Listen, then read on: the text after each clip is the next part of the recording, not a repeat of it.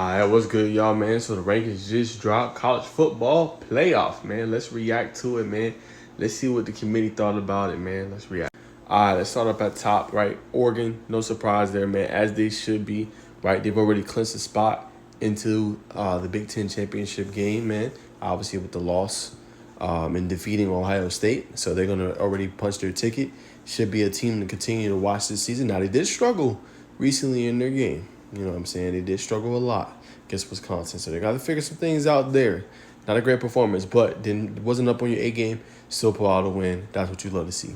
Another team that was on upset watch was Ohio State, right? Up until, like, you know what I'm saying, that second quarter they pulled away, right? And you're Northwestern. You got the game in hand. You're controlling it.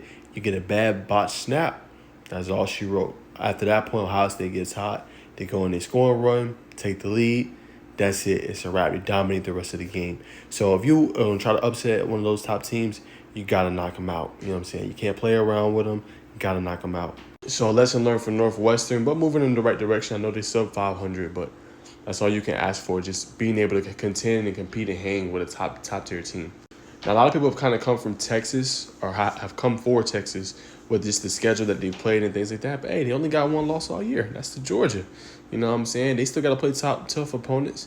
You know what I'm saying? Texas A&M, I seen Coach Mike Elko kind of slip up in his presser, talking about our eyes are on Texas, but he corrected himself to say Auburn.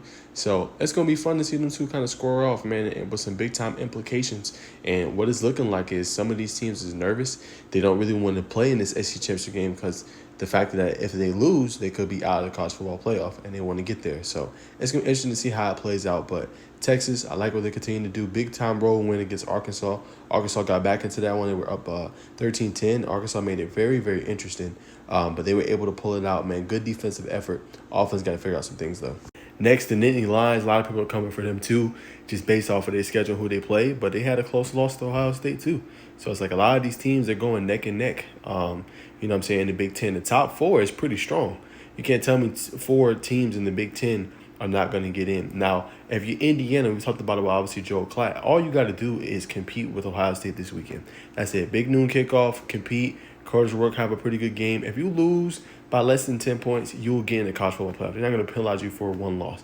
And as you should. Say what you want about the SEC. I know it's a top conference, but if you have one loss, you should be able to get into college football playoff. All right, now, if you Notre Dame, big-time game. You're number 6, right? You got to handle your business. You know what I'm saying? You can't play around. You know, you got to handle your business this week. You know what I'm saying? Going up against Army. Now, real quick, when we look at Army, right, their quarterback, Bryson Daly's having a good year, man. And it's similar to what you've seen against Navy. Now, Notre Dame throttled Navy, if we go back and look at it, right?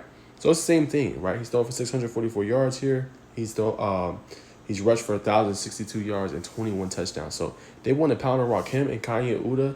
You know what I'm saying? 856 yards rushing. That's what they want to do. So Notre Dame, obviously, I think they're used to it. I'm going to play smash mouth football. And quiet as it kept, they both fighting for their playoff lives, in my humble opinion. No disrespect to Notre Dame. They're independent, though.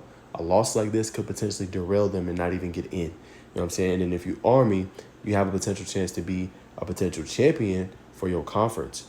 You know what I'm saying? So you got to handle your business as well if you want to be the highest ranking champion.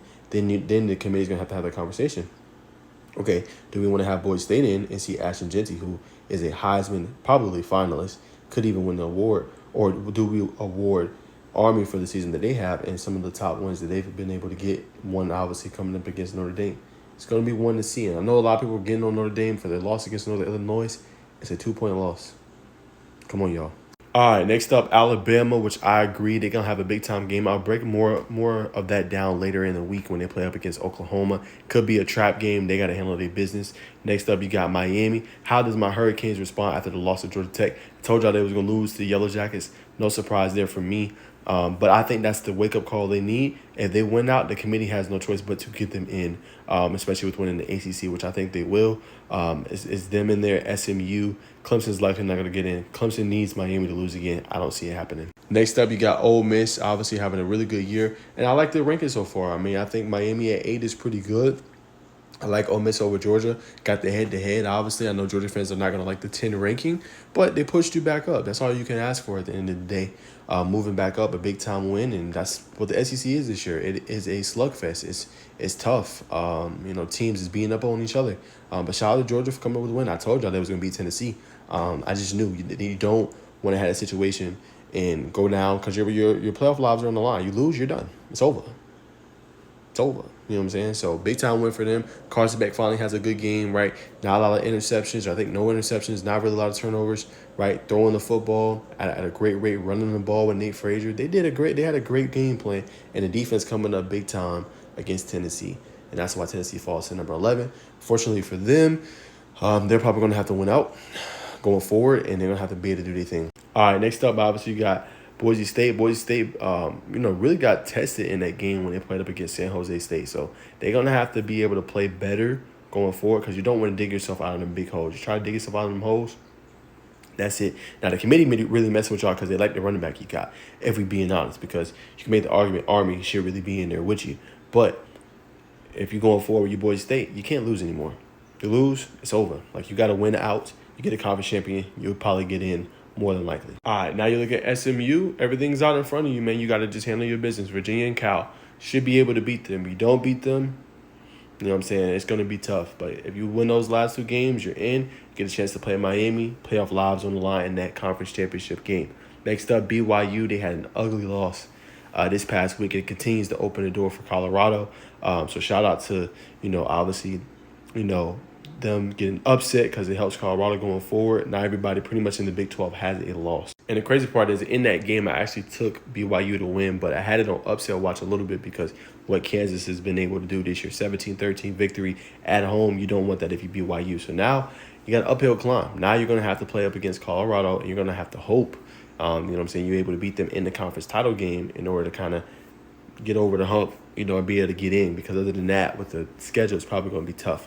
Next, Texas A&M, we see how they continue to respond. They've been looking good. No, obviously, Le'Veon Moss, but they continue to throw the ball at a great rate. They're running it. Defense is playing well, on the outside looking in, but they're going to have a chance to be able to really mess this up, especially if they when they play Texas. Colorado, another pretty good win, I thought, for the most part. I would like to see them pull away a little bit earlier, obviously, in that game against Utah, but handle business nonetheless. I thought this defense for the Buffs is continuing to look good. They're making big plays. When offense put them in inopportune situations, they get stopped, something my Bengals can't do right now. When they turn over the football early with Shador, 4th and 3.